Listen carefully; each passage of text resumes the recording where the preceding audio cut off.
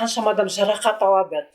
Сондықтан жаңа жылда адам бәрі отбасында жаңағы өзінің ата бабасының құранын бағыштап жаңағы шелпеп пісіріп сөйтіп қарсы алса да болады. Бұл жерде осы ата жолына келгесін мен бір естігенім, жаңа жыл жан жаңару, жанымыз оянады екен. Сол жаңағы ата бабамыз еске алып, құрбандық шалып, кім енді өзі бір сөйтіп үйде қарсы алса, соның өзі бір үлкен сауап болады. Сондықтан жаңа айтып жатсыздар ғой, көйлек киімге қымбат анау деп. Осы жаңа жыл болып бір мейрам болса, бүкіл ақшасын дүкенге барсаң, қайда барсаң, халық көп, алып жатқандар көп. Сырап, Сондықтан бұл жерде әркім өзінің күшіне қарай нетеді ғой. Айтарыңыз бар ма, жаңа бір не айтамын дегеніңіз? Мен сіздерге айтайын дегенім, ертеде 68-ші жылдар, 67-ші жылдар бізге кәрім мұғалімдер болды, үлкен соғыстан келген. Содан сол кезде енді елканы қойып, шыршаны әкеліп, мұғалімдер жүріп жүреді, сонда бізде бір кәрім мұғалім болды. Айғайлап бізге ұрсып атырандарға. Оған неге табынасыңдар? Осы шырша не керек? Біздің қазақта жоқ та деп. Сол ойыма түсіп кетті жаңа. Бұл керек жоқ. Оған киім не керек? Оған неге жүгіресіңдер? Сендер ана жаққа неге айтпайсыңдар? Ол кісіні ешкім де тыңдап жатқан жоқ. Ол біздің математикадан беретін мұғалім еді. Сол ойыма түсіп кетті. Жаңа сендер айтқанда. Сол кезде де айтатын кісілер болды ғой. 67-68 жылдар. Біз жанымыз қалмай жаңа жылда дайындалып, біз де жүгірдік білместіктен. Ескі жаңа жылдар. Сол ойыма түсіп кетті. Ал жаңадан келгендер бар, қосылғандар, айтарларыңыз бар ма? Ал халық қарап отыр, бері қарай бұрас. Бұл жерде енді бүгін өзіңді тану, жалпы әртүрлі саланы айтып кеттік, өзіңді тану, киімді айттық, асты айттық, сөзді айттық кішкене. Енді жалпы бұл тереңнен ашыла береді. Адамның қазіргі ата жолында біз білген ғылым жағын ашу керек болады. Келесі сабақта сөз сөйлеу ғой. Сөз сөйлеу. Әр ненің өзі бір несі болады. Сен ойлана бер, мен қазір бір Абайдың тағы бір өлеңін оқып кетейін. Менімен сен тең бе деп мақтанасың. Білімсіздіктің белгісі ол баяғы. Кеше балайың, келдің ғой талай жасқа. Көз жетті бір қалыпта тұра алмасқа. Адамды сүй, Алланың хикметін сез. Не қызық бар өмірде оннан басқа. Осы ата жолында Алланың хикметін біз қазір көріп жүрміз, байқап жүрміз, сезіп атырмыз. Соған да тәуба дейміз. Енді бұл жерде жалпы ата жолы деген бәрі келмейді. Жаңа атасы айтып отыр ғой, келіңдер деп. Біз айтқанымыз сіздерге өздеріңізді үйде отырып шаңырақта осы ата бабамыз не істеді, соны еске алып, соған бейімденіңіз. Мысалы, мына кимешекті киюдің қиын болса, бірінші орамал жабыңыз мойныңызға жұқа, сосын киім барып, сөйтіп үйретуге болады. Терлеуді де солай, киімді де 7 қабат кисең, мынау жаңағы іште қара күш бар ғой, шайтанды жандырасын дейді. Мен ойлаймын, қалай жанады деп. Ол қиналады ғой. Жаны қапаста дейді. Сонда біз соған өзімізді қинап, сол анау жаманды кетіру керекпіз. Ол өзіңді қинамай, рахатпен жете алмайсыздар. Қазір бәрі дайын. Үйлеріңіз болмаса, үйге жеткендер мысалы, бәрі қызық, кетеді қызығушылық. Біреу айтады, қартайып қалғанымызды білмей қалдық, міне кеше ғана жас едік деп айтып жатыр да. Міне біз де соны айтып жатырмыз. Ертең сіздер жас болсаңыздар бақыттысыздар. Бұны ерте естіп отырсыздар. Біз енді мен 60 жасымда естідім, біреу 70 жасында естіді, біреу 50 жасында, біреу 40 жасында, арамызда жастар да бар. Соның жақсысын көріп жатқан, балалы, шағалы болып, үй алып жатқандар бар. Бірақ та бұл біз сіздерге іштеме бәрін береді деп айтпаймыз. Бұнда өзінің әр қайсының өтетін сынағы бар. Ең бастысы, мен айтарым, бас амандық. Өзіміздің ортамызда, мысалы, мен мұнда жүрсем, менің қаншама туыстарым бар. Баянсу әпке екеуміз жүрміз ғой. Сол Құран хатым түсіреміз, құрбандық шаламыз. Соларға бір жеңілдік біз арқылы соларды Алла тағала қорғап тұр, қоршап тұр. Сондай мынау қазіргі бізде ас туралы айтып кеттік. Ортамызда шұжық жасап жатыр, қолдан дүкеннің колбаса дейді ғой. Көріп, дәм татып жатырмыз. Құралай әпкеміз осы туралы қалай осы астың несін ішу пайдасы адамға осы туралы айтып кетсең, тағы да ас туралы қызығушылық танытып жатты да сұрап жатты. Қай жерде болды деп. Енді жаңағы сөзге қосатын енді тақырыптар көп қой, сол қосып өтсек, жаңағы жаңа жылымызда мына көк экранға қарасақ, қазірден бастап осы мына халық теледидарда жүретін біздің әртістеріміз бәрі құтырып кетті өздері. Шешініп жаңағыштан қоймайды екен өздері. Өткенде бір сынғалы едік. Енді тағы дағы осы жаңа жыл неке бастады деп, олар тағы бастады шешініп. Тәуелсіз тойына жетпей. Иә, өте өкінішті әрине. Енді солардың бастан бастап жастар жоқ ішіндегісі. Ана Роза Рымбаева болса дағы 60-тан асып кетті. Содан қалғандар да жас емес, соның маңайында барлығы жүргендері. Енді мына асқа келетін болсақ, ас бізге ас дау қарындастан дейді. Ауру астан дейді. Енді осы мақалға келіп тоқтасақ, қазір осы желтоқсанның басында мектептерде көп улану болды. Жаңағы сосискидан, сосын тағы да сондай тағамдардан, полуфабрикаттар ғой. Сөйтіп көп жерлерде жаңағы енді соны біз үй жағдайында істейтін болып шығарып отырмыз. Жаңа Назгүлге тағы да бір нені жібердім. Сосисканы істеуді. Жай ғана қарапайым нәрсе. Мысалы, былай алғанда, оны енді бір тағы да көрсетуге болады. 1 килограмм тауықтың етін аласыз дағы, соны күштен өткізіп, жаңағы өзінің қосатын тұзын, бұрышын, жаңағы сарымсағы бар қосатын, сосын әлгі бір несі бар, шөбі бар қосатын, кориандр ма. Соны қосады дағы, соны бір күн 10 сағаттай холодильникте неде қояды, тоңазытқышта. Бір 10 сағат, немесе 5-6 сағатта болады. Содан кейін оны жаңағы мантаваркаға да пісіруге болады буға. Одан кейін не деп айтылады, ыстық сумен қайнаған суды құйып, соны 2 рет жүреді, сол дайын болады. Содан кейін қуырып жей беруге болады. Үй жағдайында оған қосылатын, оны енді сосисканы молочный деп айтады ғой, сондықтан 200 грамм ғана сүт қосылады ішіне. Әркім өз үйінде өз бала шағасына істеуге болады.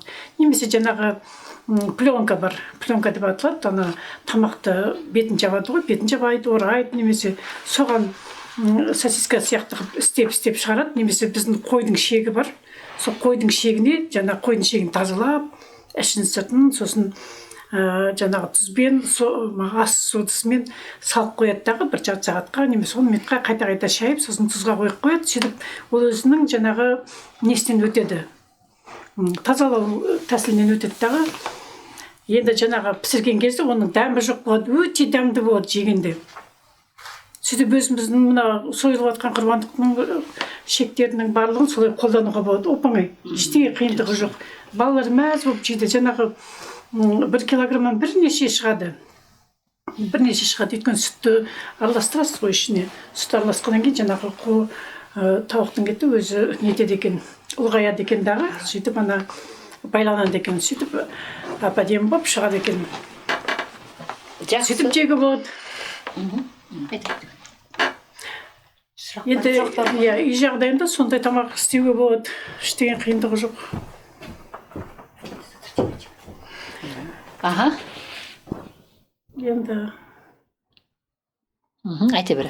Енді сол менің сосиска туралы айттық қой. Енді мына көшеде ішіп жеп жүретін жаңағы не деп айтады, шаурма деп айтады. Оған енді барлық майонездерін қосады дағы көп. Оның өзінің өтетін күні бар, өтіп кететін күндері бар. Сөйтіп қарамай тағы дағы бала шағалар соны жеп мектептен шыға салысымен уланып жатқан тағы да жағдайлар көп. Оны тағы өте қарапайым түрде дайындауға болады. Енді қазір мына біздің YouTube дейміз желісі, TikTok желісінде барлық жерде кім ізденеді, соның ішінде бәрі тұр. Енді бір кішкене недерінде бүгіп қалатын адамдар бар, бірақ ол қиын деп ойламаймын мен. сондықтан үй жағдайында тамақ ішсеңіздер өздеріңізге өздеріңіз бір жағынан тиімді болады, екінші жағынан таза ас деген өзінің қолынан шыққан. Енді біз атажолдықтар тақуалықты меңгергеннен кейін қашандағы дәретпен жүреміз, үзбейміз, дәретпен жүреміз. Сосын әр атажолдықтарды ойлаймын, 5 мезгіл намазымен, нәпіл намазымен қосқанда 6 намазы бар деп өзім енді 5 намазды толық орындауға тырысамын. Енді қазір күн қысқарғаннан кейін өте қиын болып тұр жағдайымыз. Сондықтан осы тақуалықпен жасаған ас, сосын ордада істеген ас бәрібір дағы ерекше болып шығады. Бұл қай жерде орда? Орда енді біздің осы Баята ордасы, Лукашата ордасы, бізде асхана бар. Сол асханада ішеміз. Кәдімгідей бұл жерде нұр түсіп тұр. Ақ нұрлар түседі, қызыл нұрлар түседі. Сөйтіп, енді біз аруақ деп айтсақ, жұрттың бәрі шошып кетеді ғой. Қазір шошымайды, қазір сенеді. Шошымасы аруақ туралы да тақырып қозғауға болады. Ал жақсы, өте жақсы айтылды. Құралай кеш қосылды, сонда да өзінің несін айтып кетті. Бұл кісі енді бізде сол қолға алып жатыр. Алла жазса, асхананың да бір несі айтып жатар, кетпеттеріне. Ал айтарыңыздар ма? Тағы да қосылған болса. Енді жаңағы біздің қазіргі жағдайымыз қалай? Қазір әлеуметтік желіде қарасаң, балалар астан көп уланып жатыр. Ол неге уланып жатыр? Өйткені қазір мектептерде жаңағы жасап жатқан ас дайындаушылардың бәрі тақуалықсыз. Сондықтан ол жерде тазалық жоқ. А қазір тылсымнан кәдімгі Құдайдың нұры көп түсіп жатыр. Сондықтан тазару жүріп жатыр. Қазіргі жас балаларда тазару жүріп жатқасын жаңағы арам асты, таза емес жаңағы неше түрлі жаман астарды организм адамның ағзасы қабылдамайды. Сондықтан балалар қазір ауруға шалдығып жатыр. Сондықтан әрбір ата-ана өзі киініп, тақуалық киініп, жаңағы анасы жаңағы қолына 2 білезік тағып, дәретпен баласына тамақ адал ас пісіріп беруіне болады ғой. Немесе ондай жағдай болмай жатса да, жаңағы таза май сатып алып, бутерброд жағып сөйтіп беріп жерсе де болады, сусын беріп. Сондықтан абай болыңыздар. Өз балаларыңыз қадағалаңыздар. Қазір жас өспірімдерді қарасаң, көшеде жалаңаш жүреді жаңағы. Тырт етіп шалбар киіп алады, жұп-жұқа. Бала жаңағы тоңып дірілдеп жүреді. Ол ертең баланың денсаулығына неге қарамасқа жаңағы ата-аналар. Соның бәрі үйден қателік кетіп жатыр жаңағы. Көбісі жаңағы мектепке тапсырады, мектептегі мұғалімге тапсырады, мектептегі мұғалім қарасын дейді. Жоқ, баланың тәрбиесіне де бүкіл жаңағы болашағына ата-ана жауапты. Сондықтан ата-аналар балаларыңызды қадағалаңыздар. Не киіп жүр, не ішіп жүр, қайда барып жүрген. Сол енді мен жүрегім ауырады жаңа балаларды көрген кезде.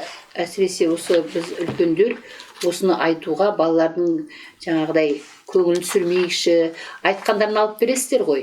Алып беруге болады, бірақ та бірде қазір болмай тұр деген жоқ дегенді айтып үйрету керек балаларға. Сондықтан қазір балалар жоқ десең, барып секіреді, не асылынады, не ушет, не тағы да өзіне қол суицидтің өзі осы тәрбиеге байланысты. Сол ананың шалбар кигеніне де байланысты. Қазір не? Енді оны айта беремін, сондықтан осыны киімді меңгерсеңіздер, сіздердің ертең ұрпақтарыңызға уайым болмайды, қайта мақтаныш болады. Әркім бұл өмірге не үшін келеді? Өмірдің мәні не? Осы жерде не айтасыз сіздер? Қандай сіздерде өмірдің мәні деген не? Жалпы осы сұрақ. Смысл жизни дейді ғой. Өмірдің мәні не? Енді өмірдің мәні ол адам болу ғой. Өзіңнің кім екеніңді біліп, ақылыңды өсіріп, бұл өмірде бақытты өмір сүру ғой. Ол түк істемесең келмейді ғой ақыл ешқайдан, иә? Иә. Ол ақылды міне осы ата жолы қазір көрсетіп жатыр үлгісін. Адал ас ішу арқылы, киім кию арқылы. Орыстарда айтады ғой, по одежке встречают дейді. Біз киіміміз андай көріксіз, ұсқынсыз болыпса, бізді кім таниды? Біз қалай өзіміздің адам екенімізді көрсете аламыз? сондықтан біздің қазақ халқы сол киімге мән берген. Біздің ата бабамыз киімі өте бай қуатты, сондай бай болған ғой. Киімнің өзіне қарағанда көрікті, қыздардың өзі қандай шолпысымен, тақиясымен көрікті болып жүрген. А қазір қарасаң, қап-қара шалбар киіп алған ана қыздарды, аяқтарында ешқандай не жоқ, бұрынғыдай бір көрікті қызды көре алмайсың. Не болып кеткен да, майда болып кеткен жаңағы. Ана шалбар киеді. Шалбар кигенде шайтан қуанады екен, мынау менің пендемді жолдан тайдырдым деп. Сондықтан шалбарды кимеу керек. Бәрі айтады, баяғыда жауға шапқанда шалбар киген, неге біз енді қазір кимеске, біз қазір жұмыста жүрміз, біздің қолымыз тимейді, тоңамыз дейді, оның бәрі сылтау. Одан біз өзіміздің немізді құртып жатырмыз, денсаулығымызды құртып жатырмыз. Қазір енді жау өзіміз ғой, өзімізге өзіміз жау болғасын, өзімізбен күресу. Сондықтан сол шалбарды шешіп, көйлек кисең, міне сенің сол жауды жеңгенің саналады. Ал айтарларыңыз бар ма? Енді соны жалғастырып кетсек, сол енді жаңа киім туралы, біз киім туралы жалықпаймыз, өйткені халық әлі киінуге оянған жоқ.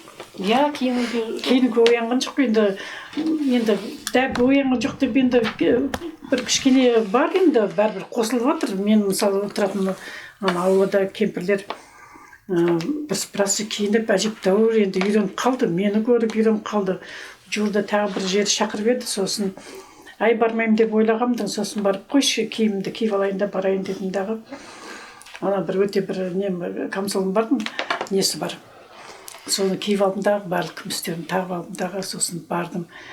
Бір 15 минутқа жер шыдадым аналардың естерінен.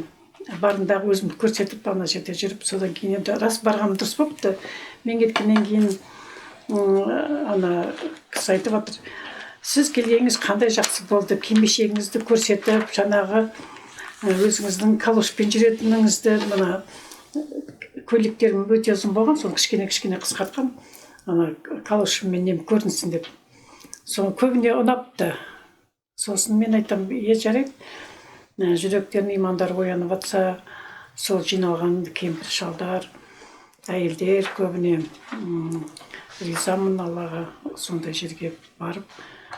Енді өте өкінішті, мына біздің ас беріп жатқан жерлерде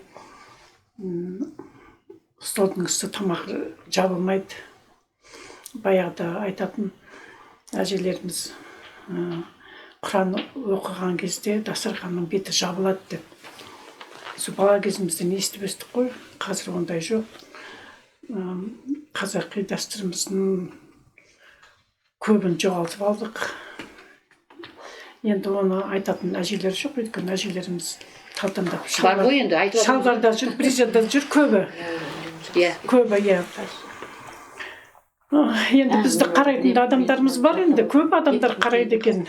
Мен өзім туыстарым да қарайды екен, ана сіңлімнің недері де қарайды екен. Енді қарасын, біз енді тек қана өзіміздің айналамызда ғана жүрген жоқпыз, калош сүйретіп. Осы мен айтам, мен Астанада тұрамын, осы Астананың көшесінде де жүремін деп. Енді жастарға келсек, жастардың енді мына ортаға бейімделеді. Орта қалай болса соған сыныптан басқасының бәрі шығады деді ғой. Өйткені мына Астана болғаннан кейін қызметте көбі, сондықтан көбі киінгілері келмейді дағы. Ал енді киініп жүретіндер бар. Енді өткенде көрдіңіздер ғой, біздің мына көрме болды ғой. Бүкіл Қазақстандар кимешектен бұрын бүкіл Қазақстан жиналғанда әр облыстан қандай керемет өнердің ордасынан шыққан мына өте сондай кәсіпкерлер шықты. Мына істеген істері енді олар мен ойлаймын, ол қыздардың барлық енді шеберлердің барлықтары киіммен жүреді деп. Өйткені оны тағы да бір ретінде сол бір қызды көріп қалдым неден, Магнум дүкенінде заттарын тапсырады екен, ана неге бутикқа. Әдемі киініп жүр қаланың ішінде, Астанада. Енді сондай мысалы көп жастарымыз өзі сондай мысалы зергерлікке мына бейімделіп өзінің мына қыздар қазір көп Астананың көп мектептерінде де бар. Мына қол өнерінен сабақ беретін, әрине барлығы ақылы. Ол сабақтар жаңағы мына талдырма жасау үйрету, шымшиды үйрету, соның барлығы үлкен мына недерде, үлкен мектептерде, гимназияларда үйретеді, ақылы түрде үйретеді. Оның барлығын сосын мына ағаш шеберлігі де бар. Мен көрдім, өйткені мен көп мектептерде жұмыс істедім ғой. Үйретеді, бірақ ақылы түрде үйретеді. Соны үкімет қолға алса, мына балаларды тек қана не емес, ақыл емес, тегінде үйретсе деп ойлаймын.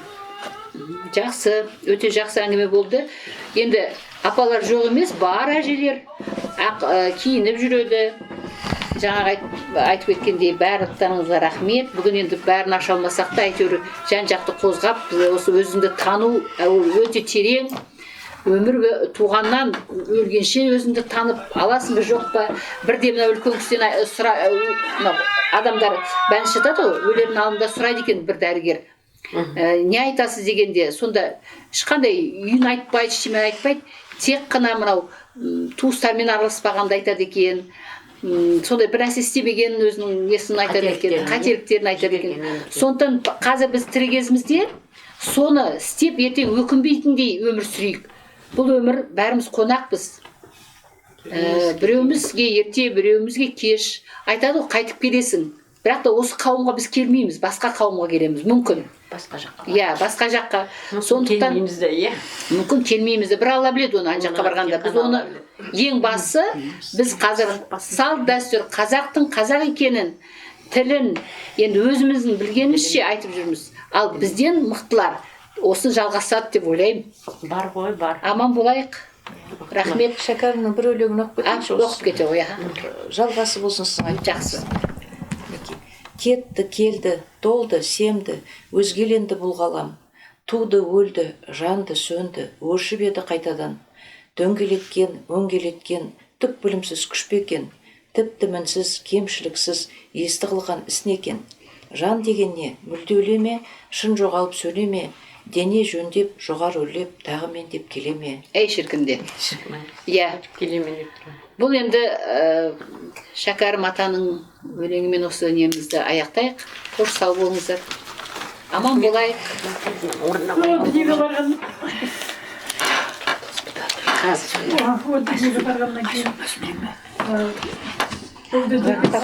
апалар үйреніңіздер. Бұл жерде жаңа айтып жатыр ғой.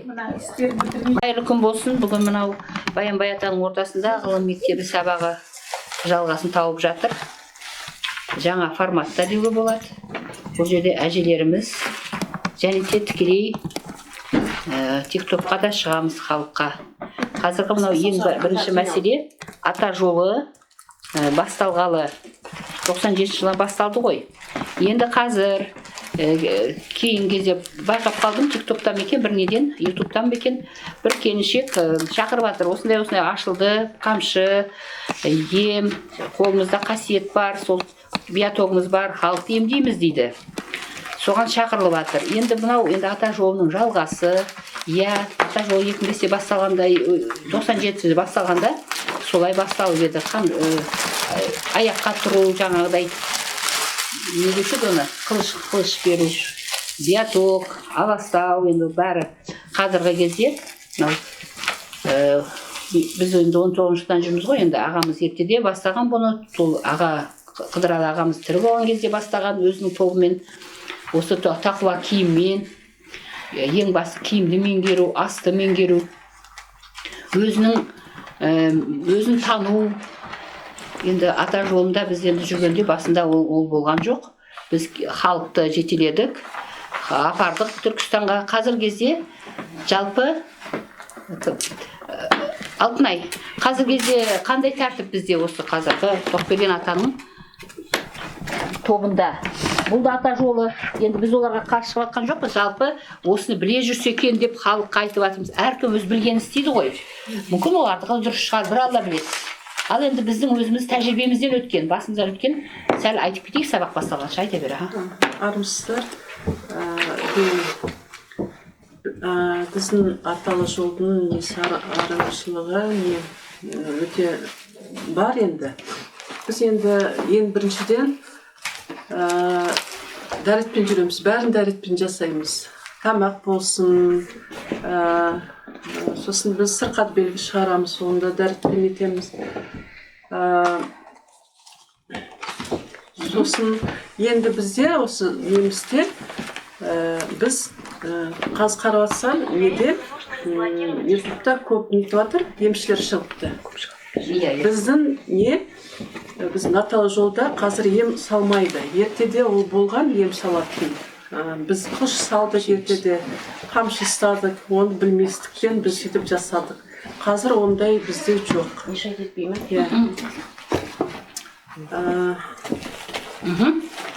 Қазір бізде ондай жоқ. Сосын енді біздің неміз, мақсатымыз енді қазір халықты кендіру, өзін аруағын тану, жеті атасын, жеті нағашы, жеті хан жұртын тану, соған шақырамыз халықты. Көбі білмейді қазір, не дұғаны қалай оқу білмейді. Қазір біреудің үйіне барса, нелерді шақырады, молда болсын, не болсын. Бұлай қарап жатсаң, үйде енді ер азаматтар бар ғой, солар дұғаны үйреніп алса, ол қандай нұрға нұр болушы еді. Ешқандай не керек жоқ. Өзінің аруақтары да риза болушы еді, үйдің ішіне де нұр толушы еді. Біздің енді осы жол салт дәстүр біздің өзіміздің. Ұмытып қалған, қазір біздің халқымыз енді көбі салт дәстүрді білмейді. Жастар қарап жатсаң, әбден орысша неге кеткен, орыс несімен жүр. Шетелдіктің нелерін көбінесе қағидаларын ұстап жүр. Өзіміздің салт дәстүрді білмейді. Енді былай мысалы айтып жатқанда, қазір мына ер азаматтар қой сойып білмейді. Ең бірінші неткен. Ол қазаққа өте не ғой, ұят нәрсе ғой. Ер азамат қой сойып білмеген. Не мүшелеп білмейді. Ертең тағы мысалы алсақ, кісіге айтқанда қалай оны жамбасқа қойып, қалай оны шомылдырға, оны да білмейді. Оны да бізге бәрін осы біздің аталы жол сол неге үйретеді. Салт дәстүрге кіреді ғой ол бәрі. Сосын ертедегі өзіміздің мына қымыз деген сияқты, айран, соның бәрін соны қазір жастар көбі білмейді, оны қалай жасауға. Соны біз бәрі жаңғыртып жатырмыз.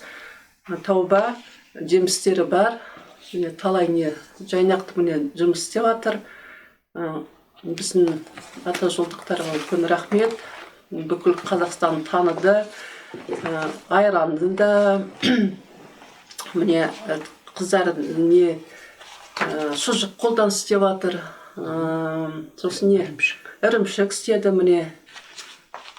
Сол ұмытып қалған ертедегі өзіміз салт дәстүр нелердің бәрін бізге шығару керек.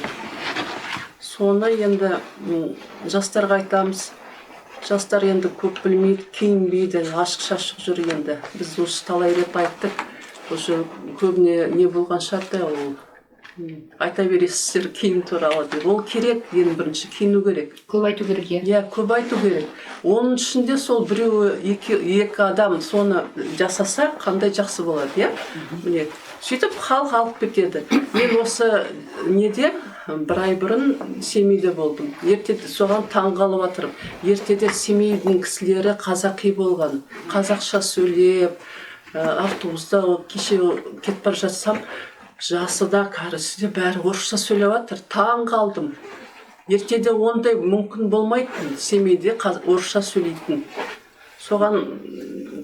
Сосын көбінесе киінбейді екен. Бәрі шалбармен жүр. Әйелі де, жасы да, қызы да бәрі. Түсінбейсің, қайсы үлкен кісі, қайсы жас қыз екен. Таң қалдым мен. Ол өте өкінішті. Семейдің нелерін ата жолын көтеру керек. Осындай сұхбаттар тыңдаса көп үйренеді енді. Сол керек осы не бізге. Осы мектеп те керек бізге. Көбірек осылай сұхбатқа шықсақ, талай кісі тәжірибе жинап алушы еді. Өте жақсы. Қазір мен айтып кетейін. Мен қазір сіздерді тікелей TikTok-ның эфиріне қостым. Бұл жерде енді қазір әлі ешкім қосылған жоқ. Қосылғаннан кейін жаңағыдай сұрақтар болса жауап беріп отырасыздар. Енді бұл басы, кейін сосын сабақты жалғасып кетеміз. Ал бисмиллахи-рахмани-рахим. Армысыздар, қазақ елім. Бірінші мен бүгінгі бірінші Баянбай ата ордасындағы Сәуле апа бастауымен ғылым мектебі ашылды. Сол тақырыптың аты адам жұмбақ деген әлем деген, содан бастап кетсем кішігірім. Адам жұмбақ деп, бұл Алла Тағала адам, мысалы біз қазір сөзді бастайын, адам жұмбақ. Бәрі бір-біріне қарасаң ішін білмейсің, адам жұмбақ. Алла Тағала жерге соның ережесін түсірген. Ережесіне қарай адам ашылады да. Адам иманымен, және де Құран арқылы, не дейді Құран арқылы адам не қылады, иланады. Мысалы, жердің бетіне түсірді, адамды сол жұмбағын ашады адам. Мысалы, қазір көп адамдар өздері түріне қарап көп адамдарды білмейсің да қазір да. Мысалы, тақырыптан сәл айтып кетейін. Бізде өріс деген басталып кетті. Бұл өріс болғаны, бұл жұмбақ деген тақырыптан шыққан деп ойлаймын мен. Неге дегенде адамның біз өрісті, біз ата жолдықтар қазір өріс тақырыбын ашып жатырмыз. Неге дегенде қазір Қазақстан еліміз, мысалы Қазақстанда біз қазақ нәсіл болғаннан кейін біз ережемен, аруақтармен жасаған елміз. Аруақтар әр заманға қарай ережесін Құдай арқылы Құдай өзгертіп тұрады, иә?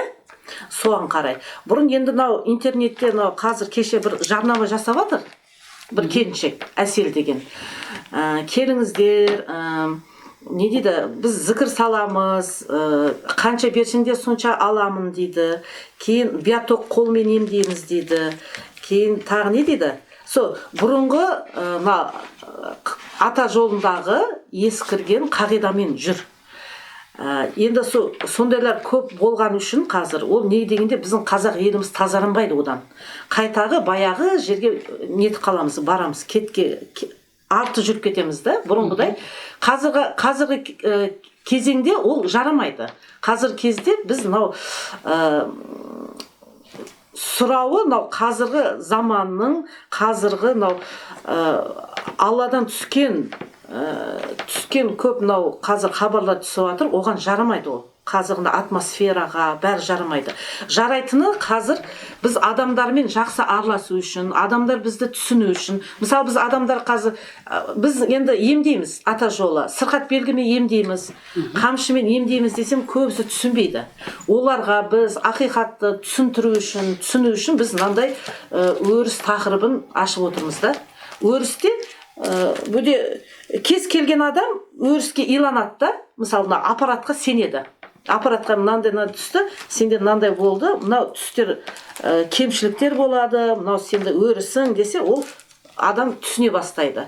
Қазақ емес қой көбісі. Сондай тілде сөйлеуіміз керек та, біз қазір техника арқылы, қазіргі компьютер кезені ғой, со арқылы біз шығарып, өзіміздегі қасиетті, қазақ еліне қандай қасиетін өз елімізге, өзіміздің ақ нәсілдік болуымызды нетуіміз керек, көрсетуіміз керек та, соны ұстап тұру үшін. Мысалы, қазір зікірде көп ақпараттар шығып жатыр, бізге жол жоба көрсетіп жатыр, басшымызға, ағаға. Сол жол жобамен жүрмесе қазір, қазіргі кезеңге тура келмейміз, артқа жүреміз. Қазір сол жаңағы көбінесе жарнама жасап жатыр, қазір бұрынғы аққулар, бұрынғы ескі еммен жүрді, ол тура келмейді қазір, арқаға тартады ол. Қазақ елін арқаға кетке тартып жатыр да, оны біз қаралық дейді ме, қаралық, солар қазір дамып кетіп жатыр ғой, мысалы, ібілістер дейді ме, солар дамып, оны зерттеп қойғанда, олардан біз алдына қарай біз дамуымыз керек. дамып тез мынау өзіміздің қазақ елімізге, мынау жұртымызға, тағы да басқа мынау жердің бетінде ақ нәсіл болғаннан кейін біз тоқтамай, қалай да болса да компьютер арқылы шығарып біз адамдарға өзіне түсінетіндей халіпте жеткізуіміз керек. Жақсы. Бұл жерде мен айтып кетейін, көрермендер тікелей хабарласып жатыр, қосылып жатыр. Сұрақтар жоқ, сұрақ қойып отыруға болады. Бүгін біз Баянбай атаның ордасында үлкендердің айтары бар.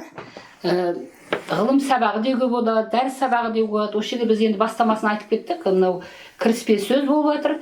Жалпы тағы қосарларыңыз бар ма? Жалпы енді адамдар қазір көп ізденісте. Ата сізге сөз берді, халыққа не айтасыз? Мынау кіріп жатыр неге? Тікелей эфирге.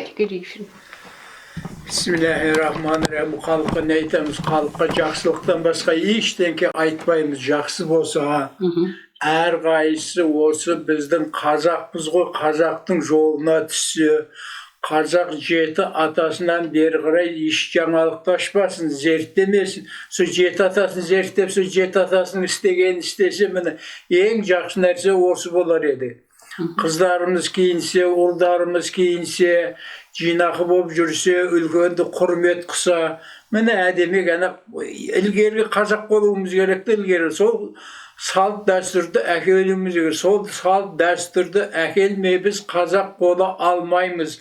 Біз киінбесек, бас киімсіз жүрген сайтан дейді. Мынау қыздар шашын жайып жазда көрсең жалаңбас жүреді, оны қазақтар айтқан, байы өліп қалған қатын жалаңбас жүреді дейді. Шашын жайып жүреді дейді. Біз сондайдан аулақ болуымыз керек. Шашты жаюды жинау керек, шашты. Басқа ақ жаулық тағу керек.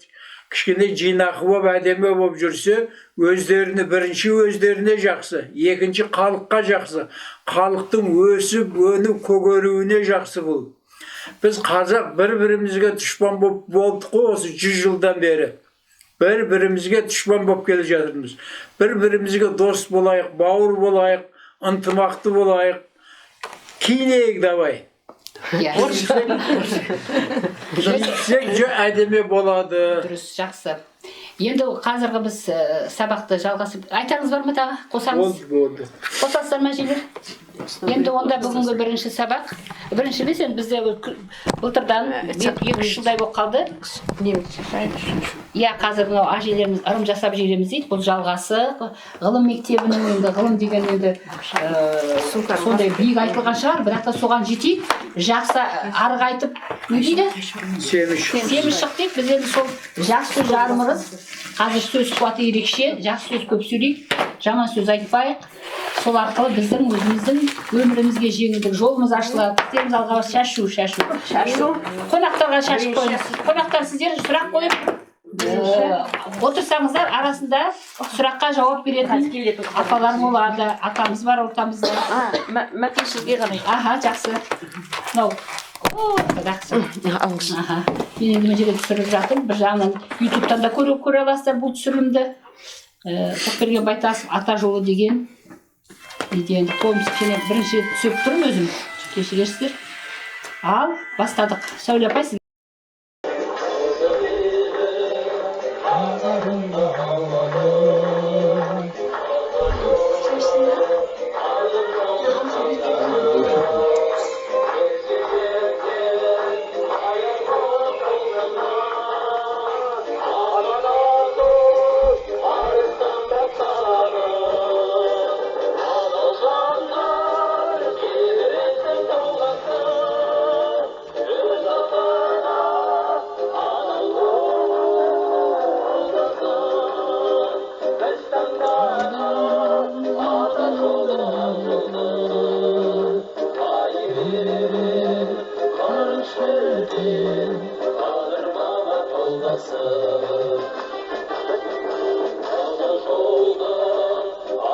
Bilgen olmaydı